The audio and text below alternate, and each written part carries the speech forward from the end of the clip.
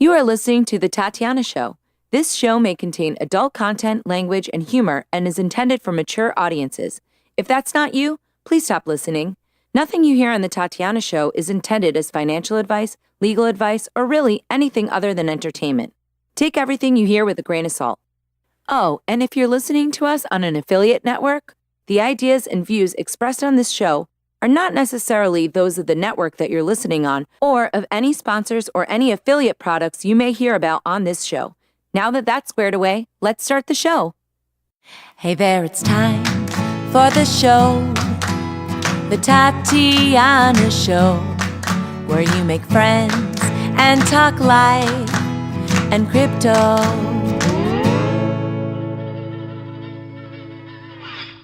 Hello, everybody, and welcome to the Tatiana Show. I'm really excited to be taping today because we're joined with my good friend Josh Scigala from Vaultoro. Welcome back to the show, Josh. G'day, Tatiana. It is an absolute pleasure to be back and better than ever here on the Tatiana Show. Very excited to talk about all the things we've missed out on. Yeah, what's been going on? Why have you been just traveling, working hard at Vaultoro? What's happening? Yeah, basically we're working really, really hard to launch Vaultoro 2.0, and I've been going to a lot of different conferences, giving talks about transparency and exchanges and what money is and all this sort of thing. You know, sticking to the path of education rather than regulation.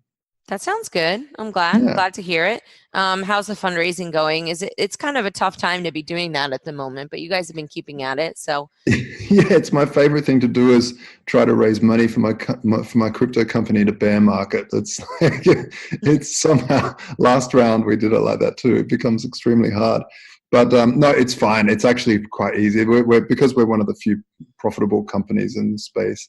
Well, at least we're turning over good money, so it's not too bad, and we're getting some good leads. Yeah. excellent. Well, we've got our guest, Dan Spuller from the Chamber of Digital Commerce on with us today, which I'm excited about. Usually we have Perianne, but Dan and I work together on Crypto Lino. We also worked on the summit that they put on. We're going to be hearing about that because it's coming up. But before we get started, I wanted to make sure that we thanked our sponsor, Paxful. Paxful says, if you are looking for a Bitcoin trading platform, Paxful may have what you're looking for. Paxful is one of the world's biggest Bitcoin trading platforms. They offer over 300 payment options to choose from, and they have a full escrow system for user security, a dedicated 24/7 customer support, and more than 2 million users. Paxful is completely peer-to-peer, meaning there will be global, domestic, and local offers. You can buy and sell directly to fellow Bitcoin enthusiasts, get in touch directly with your trade partner for trade chat, and an affiliate program that helps you earn even more. Trade on Paxful now. Go to Paxful.com, that's Paxful.com, and create your account. You can also follow them on Facebook, Twitter, and Instagram at Paxful. So thank you to Paxful supporting the Tatiana Show. We've got opportunities for sponsorship, so please check in with us. Also, you can go to CryptoMediaHub.com, our main sponsor. And so why don't we get started? Dan, thank you so much for joining us today. Thank you. Thanks for having me. It's great to speak with you again. Awesome. So for people who aren't familiar with your role over at the Chamber, maybe you could give us a little bit of a background about how you got interested in crypto, a little bit of your previous work, and then how you got into the wonderful world of blockchain. Yeah, absolutely. Well, first, again, thank you for having me on the show today. You and I have known each other, I think, going almost 4 or 5 years now. I think we were first originally introduced to one another by Connie from BitGive way back in 2014. I originally got involved in the Bitcoin space way back in 2012, really just as a hobby. I was kind of an enthusiast of the cryptocurrency. And a couple of friends of mine and we put together a series of conferences down in Raleigh, North Carolina, starting in August of 2014, called Crypto Lino. And, we thought there'd be maybe 50 or so folks that would show up. I think we had over 200 the first year, including Vitalik and Daniel Larimer and some of these really big names that, at the time, it was still fairly early. And it was a great time. And one of those attendees was also Perianne, who I never knew, but I called her up. It was about a month after she had launched the Chamber of Digital Commerce in 2014. And she came down and spoke, and, we became friends, and we've known each other essentially ever since. And that's really what led me years later to come up here to work with the Chamber of Digital Commerce in Washington, D.C. So I started here in September of 2016. But it was after I worked with the chamber really as a volunteer, helping push for some favorable blockchain legislation in North Carolina. And since I've been up here now going on almost 2.5 years, the Chamber of Digital Commerce is just continuing to grow. We have over 200 members, and we're really building up a lot of support for our 4th annual summit, which is going to be next month at Georgetown University. And I know you have gone to those several times, so we're excited to be speaking with you again, and we hope to have a great event this year. Yeah, well, I'm a proud member of the Commerce, so I'm happy to support the event. And yes. It's really great to see how much you guys have grown. Some people might not be familiar with the organization, so I'm going to ask you a few questions. Do you guys only work at the federal level? Are you guys a lobbying organization? Do you work at the state level? How does that, what is your approach to bringing blockchain into the government and so they can understand it a little better? Yes, certainly. Great question. So we're what's called a trade association. So we're essentially an advocacy group, and our primary focus is to represent the blockchain ecosystem through advocacy and supporting our members. So we're the largest trade association that represents the blockchain industry, and we do that through representing some of the world's leading innovators, operators, and investors in the space. We don't primarily focus only on the national level. We're actually a global organization, meaning that we have focus points and members from all over the world. This includes relationships throughout Asia, Europe, South America, Australia. We're primarily based in Washington, D.C., and a lot of the work we do is with the United States federal government. But we also focus on the states as well, which is how I got my start with the Chamber. We have what's called a state working group, which covers a lot of the state policy issues throughout the United States. And we recently actually just opened up our focus in Canada, which we've been working on for quite a while, but we expanded our presence formally into Canada. Just last week, there was a pretty big announcement through our merger with the Blockchain Association of Canada. So we're really a large world organization, and we've had a lot of success over the past 4.5 years. And we think going forward, we'll have a lot more to talk about. Wow. I mean, you must have the patience of a 2D animator, because like to talk to the governments and be constantly in discussion or dialogue with governments, I just can't do it. So I take my hat off to you. Thank you. Have you found that there's a lot of bureaucratic pushback, or do you think that there's an interest? Because I think a lot of times, I don't know, me and Josh are pretty hardcore libertarians, so we poo-poo on government sometimes. But at the same time, I've learned over the years that there are people there that are enthusiastic about this tech. They don't like the corruption in government, which oftentimes is a pretty fair criticism. What's been your experience? I've been involved in the space a long time, as the both of you have, and I will say it's gotten a lot better. I would say 4 or 5 years ago, heck, even probably 2 or 3 years ago, there was a very large resistance or just apathy for the blockchain-based technologies and cryptocurrency, Bitcoin. It's changed for the better, in my opinion. The technology has gotten a lot more mainstream. There's a lot more larger companies that are embracing it. It depends. Oftentimes, I would say a lot of the work that the Chamber does still is in education. We spend a lot of time doing educational briefings on Capitol Hill and within the states.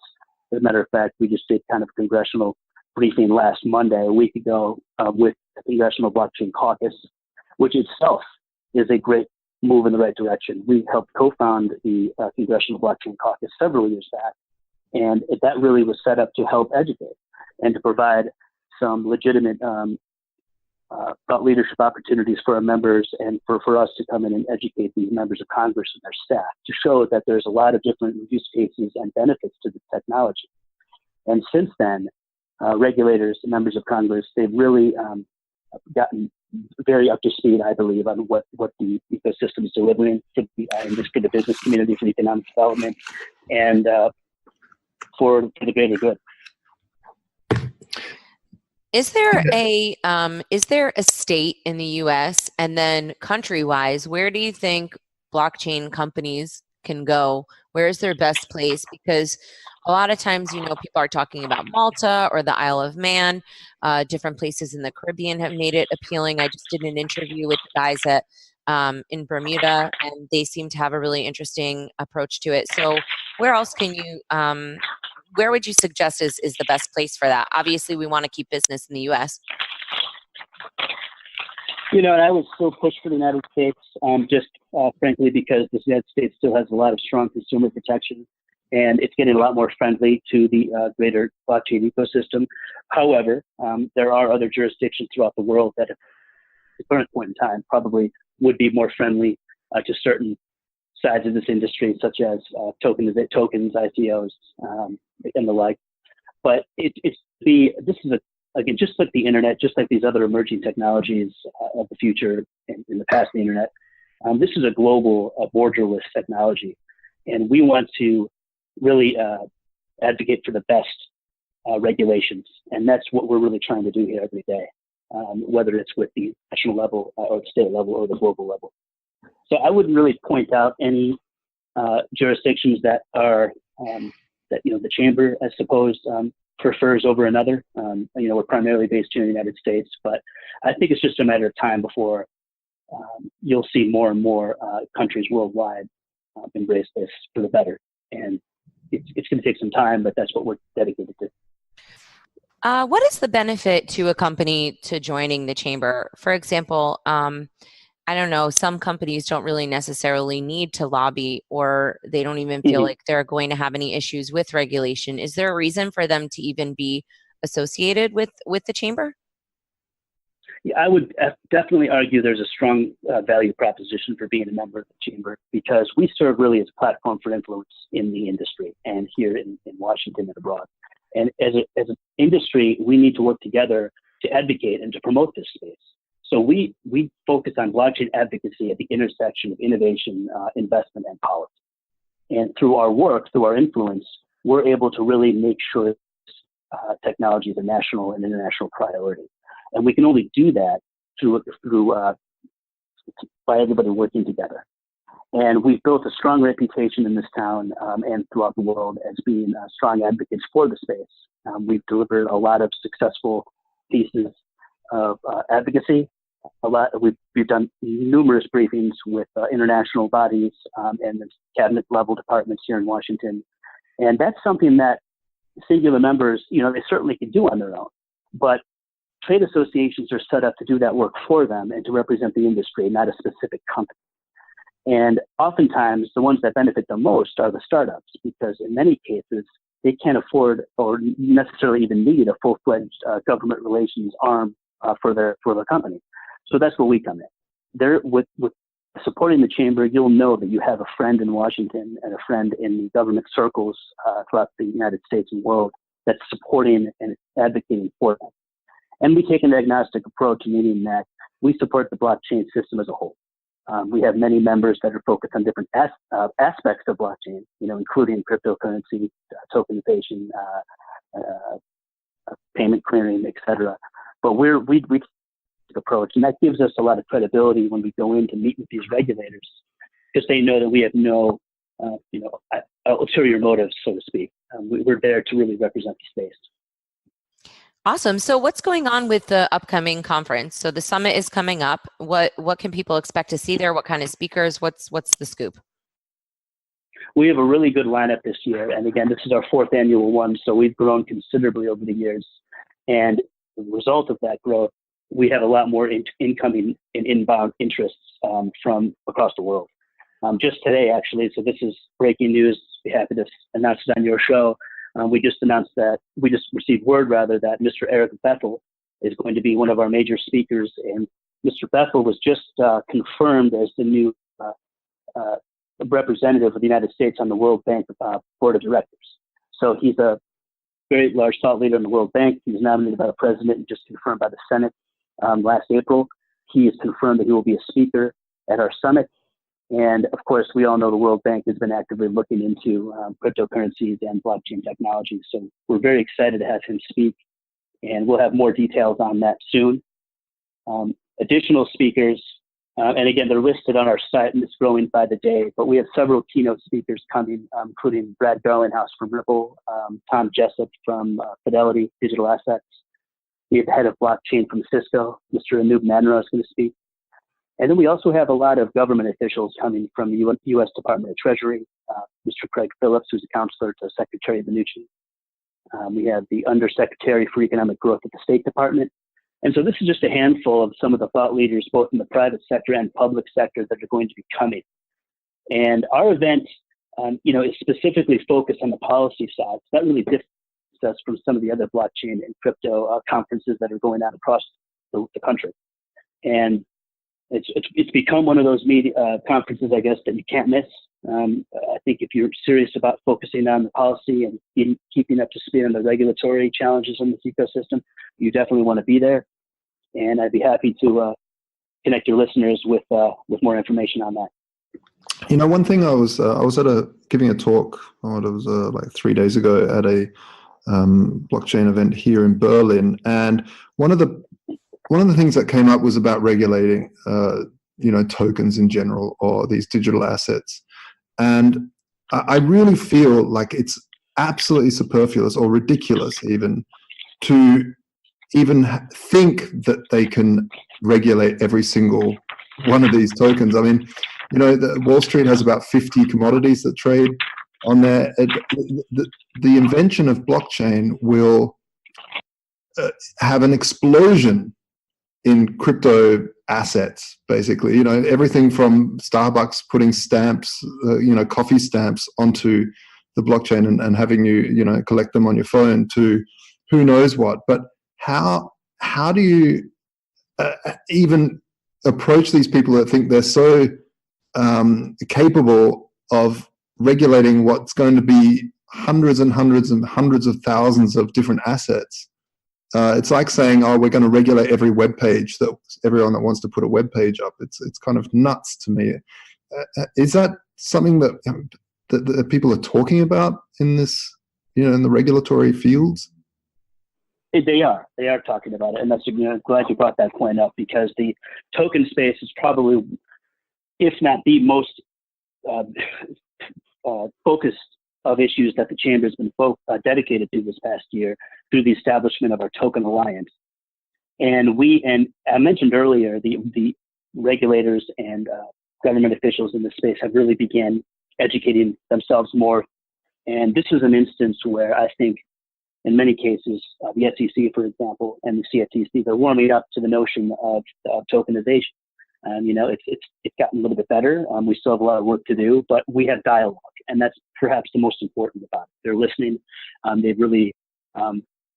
They've been collaborating with us. So we launched, for example, our Token Alliance, which is one of about half a dozen working groups the Chamber administers. It's being co-chaired by former SEC Commissioner Paul Atkins and former CFTC Chairman Jim Newsom. And there's over 300 participants in this alliance that we assembled. And we really put together this group to analyze and to assess the industry and the ecosystem behind digital tokens. And so last year, part of the first phase of the project was to assemble guidelines, market overviews and proposed guidelines for policymakers and practitioners within the token space. The next phase that we're actively working on through our policy team is to focus on security token offerings. And that's going to continue to improve. We believe that it's the industry's responsibility to actively engage firms, individuals, and businesses involved in the generation and distribution of tokens. And we need to ensure these regulators that they have a comprehensive understanding of this members have to have an understanding of the regulatory environment, but also that the industry is well represented in front of the SEC and these other, and then also international bodies. And so we're still focused hard. We have an SEC engagement strategy. We're engaging regularly with the SEC staff on regulatory treatment of digital tokens. I mentioned we published that report last August. We have second editions currently underway. And in addition to the United States, we're tackling the legal landscapes in other countries such as the UK, Japan, the UAE, and we're assembling guidelines for STOs, cybersecurity, and AML, as well as consumer protection. So we're going to have some more updates on that coming soon, but it's certainly a topic we're aware of, we're cognizant of, and it's a big priority for our members. Do you think that the president has anything to do with blockchain adoption? And do you think that President Trump is good? Are you enthusiastic about any other candidates because they're more welcoming? Or do you think that that's just too high up to even make a big difference? Yeah. No, I mean, I think we take a bipartisan approach. I think the White House and the administration has come out very strong in innovation. And one of the issues we're tackling right now and that we actually just announced is call to action for blockchain. We have some more information on that too on our website. I think this administration it could be a strong ally, and I think in many ways it is when it comes to innovation, which could include the blockchain-based technologies behind it. And for 20 years ago, there was the kind of a supportive decree in support of the internet that Clinton Gore initiated back. It was basically called a framework for global electronic commerce. And in many ways, that statement recognized that many businesses and consumers at the time, they were still wary of conducting business over the internet because of the lack of predictable legal environment and transactions and regulations. We see very, very many similarities with what we're dealing with blockchain right now. So this year, you'll hear more about it in the future, but we've developed a national action plan for blockchain and we're calling on the United States government, the federal administration, as well as Congress to implement this. Yeah, so I mean, we have Peter Thiel within the Trump, presidency, and also he recently, the head of the SEC is also pretty crypto friendly, also appointed by Trump. I do see that there are, like you said, there are sort of friendly faces in this presidency. So do you think the similar thing can happen if the Democrats get in, that they would still stay friendly, or I would think so. I would think so. I mean, the reason I say that is because by the time, 2.5 years, a little over 2 years from now, by the time that rolls around, if hypothetically there's a new president, I still think that there would be strong support for this technology, just because the technology is going to advance so much, and we've hit the point of inevitability, I believe, in this space, and there's no more reason to not support it. It's just taking some time and education. So the current administration, I believe, is strongly supportive of this space, innovation in general, and I know several of the candidates have also come out in support of it, but that remains to be seen how the political side plays out. But I believe from our side, from the blockchain side, we're going to work regardless to advance this space. Do you guys do a lot with ETFs and this process of bringing ETFs through the SEC? Are you guys a big part of that, or do you tend to stay more with general rules and regulations around crypto? I need to probably pass those questions along to the policy side of the chamber, but I do say that a lot of our members are focused and very passionate about the ETF issue, and I think you'll see a lot of our legislative accomplishments and goals going into this year. We'll include a lot of those issues you asked about. And I think taking the all of the above approach means that we're not specifically focused on one topic in the space. There's smart contracts, there's tax and digital assets compliance issues, there's accounting, there's intellectual property. So these are issues that we cover all of the above if it's pertaining to blockchain. So what's happening with Cryptolina? I really enjoyed being a part of that. It's such a wonderful community down there, and I know that you're still active with that. So what's the scoop on that? Well, they're doing great. They're actually planning Cryptolina 2019. It's going to be an RTP, Research Triangle Park. I think that they're setting a date right now and the venue. I know they'd love to have you, Tatiana, and of course, I'm sure they'd love to have your listeners too.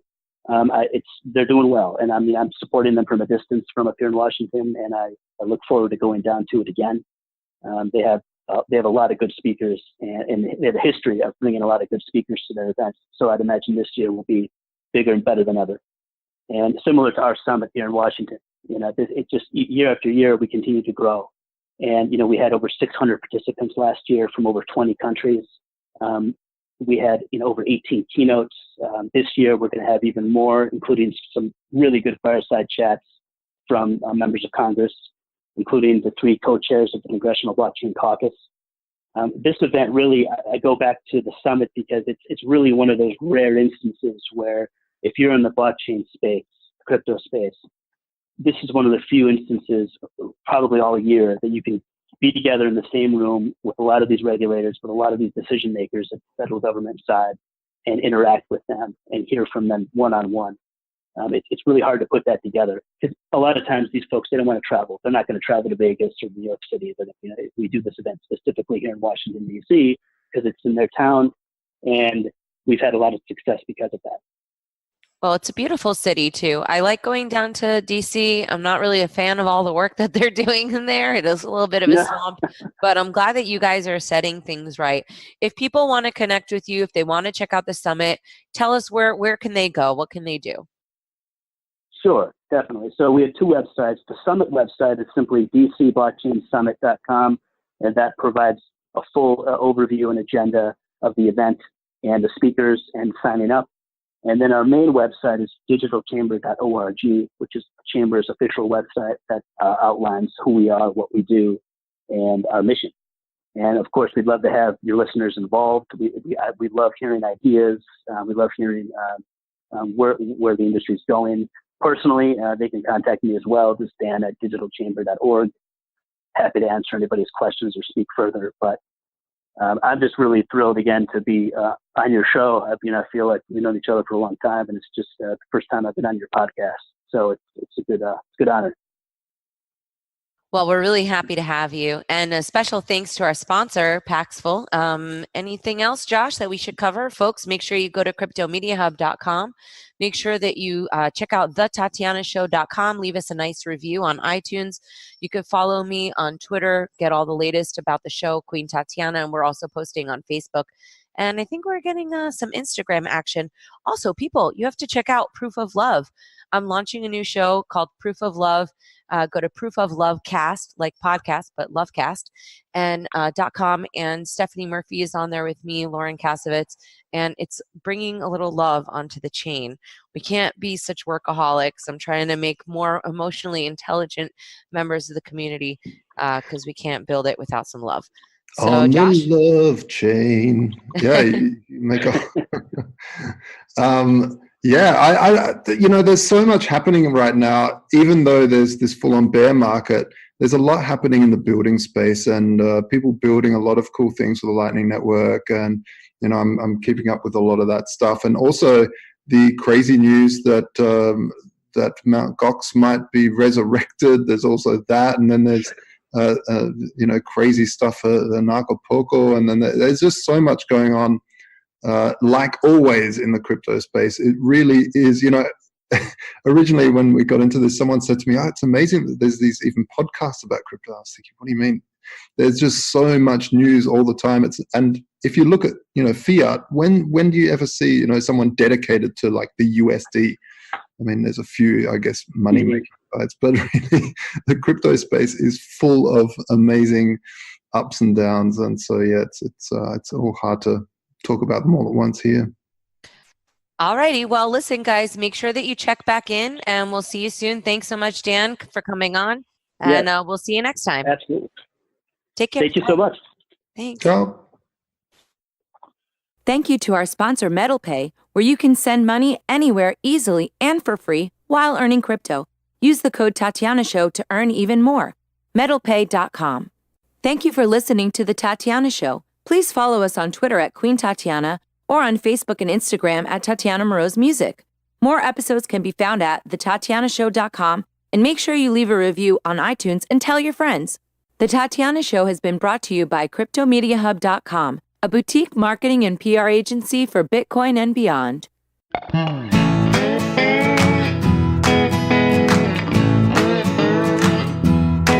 Hey there, it's time for the show, the Tatiana Show, where you make friends and talk life and crypto. We gotta think and reflect and use lots of intellect with our hearts when we work together. I know that it can be so hard out there, looking all around and saying that life ain't fair.